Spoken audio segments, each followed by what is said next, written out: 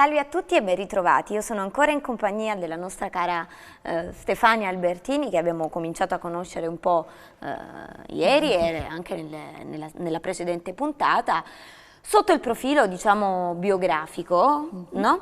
Oggi però vediamo di vedere da vicino le tue tecniche, vediamo di conoscere bene i tuoi quadri, di cosa parlano, i contenuti di questi quadri. Io ti ho detto, ciò che risulta subito evidente sono i colori. In realtà i colori è solo una parte di ciò che risulta evidente, perché quello che risalta sono anche le forme. Queste forme particolari che delimitano lo spazio, no? Sono molto netti i contorni dei tuoi quadri. Allo stesso tempo però parlano di una dimensione altra, non parlano di una dimensione esistente, reale. Quindi questa è una contraddizione, no? Di cosa parlano? Quali sono i contenuti dei tuoi quadri? Allora, i miei quadri nascono principalmente da quello che vedo all'esterno, quindi nella realtà. Spesso partono da paesaggi, partono da strutture o palazzi, comunque qualche particolare, sempre geometrico, quasi mai è una figura umana a portarmi poi ai miei quadri. E questa è una scelta che dipende da cosa? Cioè il fatto di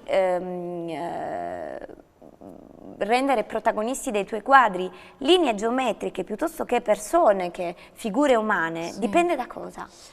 Dal fatto che le mie strutture sono dei contenitori, di solito sono dei luoghi che mi proteggono o comunque che sono solo, cioè non abitati dagli esseri umani, perché li ritengo più puri. L'uomo, per quanto sia un po' rovina o comunque dà cioè la natura già è perfetta da sola, quindi per me esiste la natura e l'architettura comunque, anche se è fatta dall'uomo, però comunque per me l'architettura è una forma molto bella e perfetta, quindi il borgo medievale. Sì, basta da sé o comunque l'uomo lo può abitare, però non è protagonista nelle mie strutture. Quindi forse perché le mie strutture alla fine sono composte da pezzi del mio essere, quindi comunque le mie strutture sono totalmente rappresentanti di me stessa e quindi c'è già l'essere umano. Sarebbe come scontato metterlo come... Cioè perché, sì, mettere una sagoma, una figura, qualcosa... L'essere umano c'è, non è importante renderlo... visibile. È come un soggetto, no? Ma anche perché, sottinteso. sì, ma anche perché sono paesaggi, sono mondi, sono strutture che ognuno può renderla propria, quindi... cioè, ci può star dentro. Ecco, noi vediamo, questo è un dipinto molto bello, i colori sono molto belli. In occasione di cosa hai fatto questo quadro? Ma lì ero... Perché i colori sono molto, tu mi dicevi, il periodo cupo della tua vita, qui è tutt'altro invece, no? Sono colori chiari, sono colori sgargianti, sereni anche, sì, allo stesso tempo molto passionali, molto emotivi. Sono velature su velature che hanno portato poi a questo colore così forte, quindi sono, sì, non è, poi si va a vedere, anzi lì forse è l'unico che può avere una parvenza di sagoma, anche perché sono degli archi, cioè per me erano in partenza degli archi e quindi siamo andati oltre. Questo, Qui ne vediamo un altro, soluzione di continuità. Cosa vuol dire soluzione di continuità in relazione a questo quadro? Ma praticamente è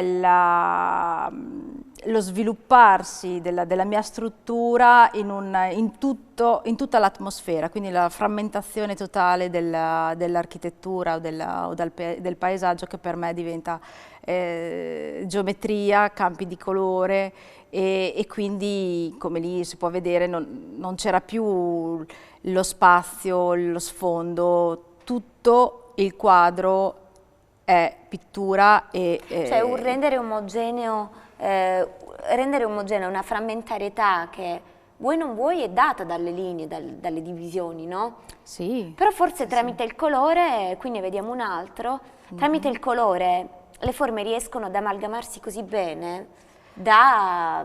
Sì, ma poi anche da dare, il colore stesso dà poi un significato diverso alla forma. Certo. Quindi trasformandola è un po' la cosa, io parto da una cosa ma poi arrivo a rappresentarne tutt'altra. Quello che abbiamo dietro le nostre spalle invece è una riproduzione di un paesaggio urbano, mi verrebbe da dire. Sì, quello dopo un viaggio a Istanbul è venuto fuori questo. Forse è una delle cose, tra virgolette, più chiare che hai fatto, più comprensibile. Io utilizzo sempre questa bruttissima parola comprensibile, ovviamente capisci il senso in cui la dico. È uno dei quadri più chiari, più leggibili. Sì, perché comunque si vede il paesaggio, si capisce comunque che è un agglomerato urbano. C'è la prospettiva di cui parlavi, c'è la prospettiva, anche se è data sempre dal colore, perché comunque se si va a vedere non è una vera prospettiva, è comunque trasformata. Ma il chiaroscuro mi insegni che comunque il gioco del colore aiuta. Sì, aiuta a questo. E la cosa che qui mi è piaciuto in questo quadro giocare sul colore, proprio perché poi il viaggio a Istanbul è piena di colori e quindi mi ha dato questi spunti. Ti è fornito spunto? Sì, dopo il viaggio a Istanbul. ma non subito, dopo un po'. Io non dipingo mai, faccio dei bozzetti, disegno, lascio lì sedimentare un po' il ricordo e poi dopo... Ecco, da cosa trai ispirazione? Tu che sei così... Per tanti anni sono stati istintiva, viaggi, diciamo, nella tua pittura, però da cosa sei affascinata? Quali sono i probabili soggetti dei tuoi quadri? Ma quasi sempre delle forme geometriche che possono essere reali oppure no. Nel senso, può essere il paesaggio, può essere l'architettura. Forme architettoniche. E questo... Però può... Ecco, però aspetta un attimo, ti fermo. Sì. vorrei perché non posso fare a meno di notare che c'è una figura, anzi addirittura due, non staremo esagerando. Ne ho fatte poche, però ci sono.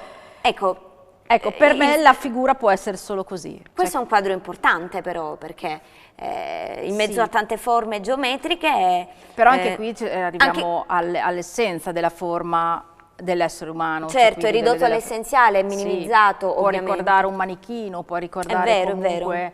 dove non c'è l'occhio, non c'è espressione. Cosa ti è successo? Perché hai deciso in questo caso di rendere... Tu mi dici l'uomo non serve. Perché nel periodo della vita naturalmente ci sono affetti o situazioni che ti portano poi a rappresentare comunque la persona, le figure umane, quindi in quel periodo lì comunque avevo bisogno di esprimermi in quel modo lì, quindi rappresentando delle figure. Un'altra?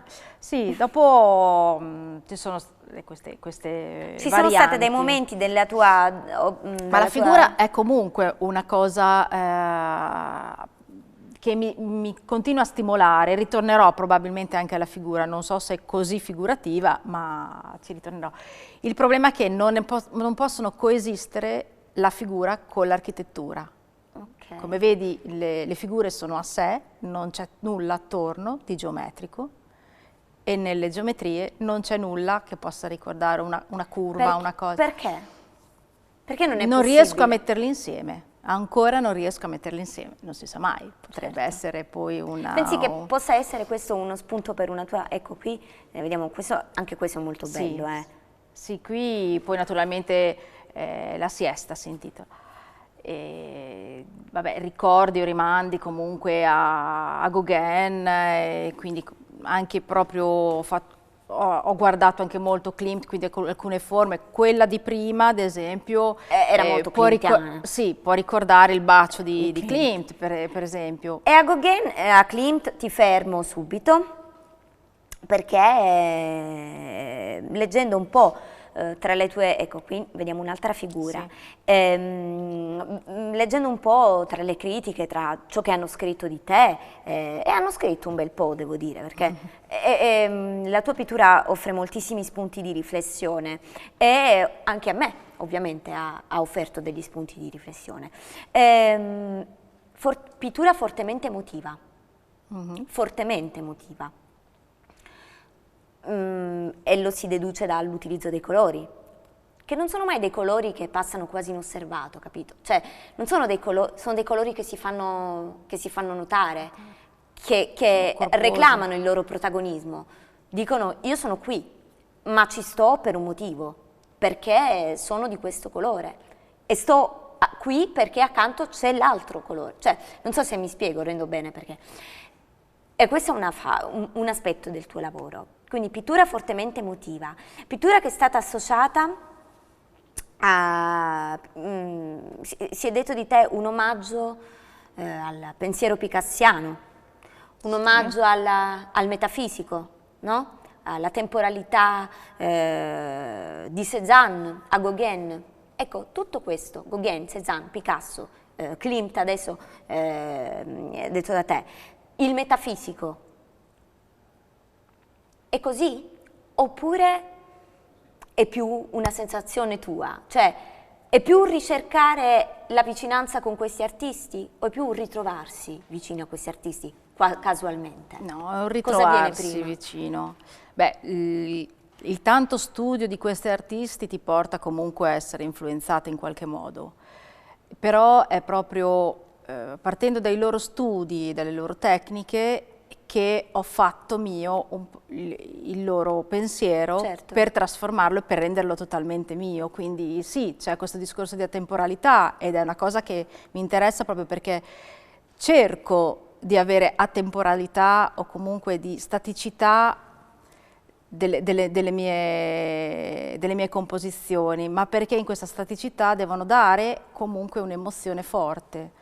E quindi la cerco attraverso il colore, la cerco attraverso l'accostamento dei colori, che naturalmente dove c'è un giallo a fianco ci deve per forza essere l'altro colore, dove c'è il rosso ci può essere il verde, sì, è tutto comunque equilibrato anche nell'emozionalità di crearlo e quindi è sicuramente tutto... Qui vediamo un altro paesaggio, sì, diciamo, urbano, per lo più urbano, sì, che però si differenzia, ad esempio in quel quadro lì ci sono queste finestre che sono totalmente buie, dietro non c'è nulla, per chi può pensare che non c'è nulla dietro.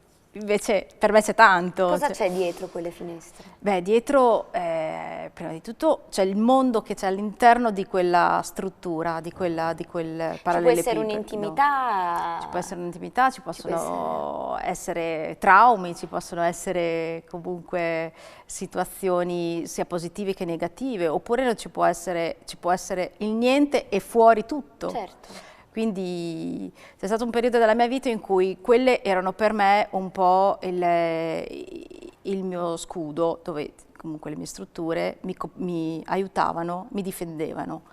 Mi viene in mente una riflessione un po' sartriana sotto questo punto di vista, no? Mi viene in mente, guardando le tue opere, guardando il protagonismo di queste linee definite, di queste scale che portano ad una stanza, di queste porte che aprono una stanza, di queste finestre che danno ad una stanza. Ecco Sartre. Una zona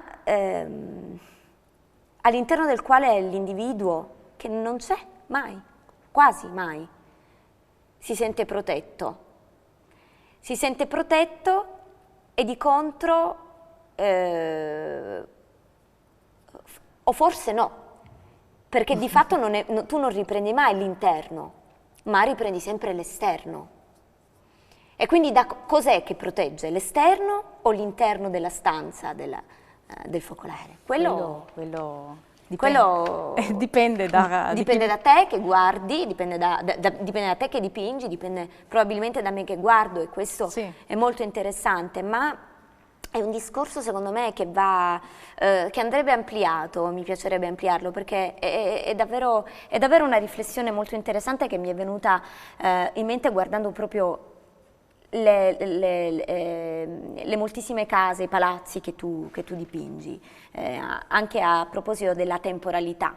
Mi piacerebbe approfondire nelle prossime puntate il discorso della temporalità, se tu sei d'accordo. Certo. Purtroppo non abbiamo più tempo e dobbiamo chiudere questa puntata. Io ti saluto, ti rimando comunque l'appuntamento di domani, saluto anche voi, mi raccomando, Stefania Albertini, sempre di arte. Ciao a tutti.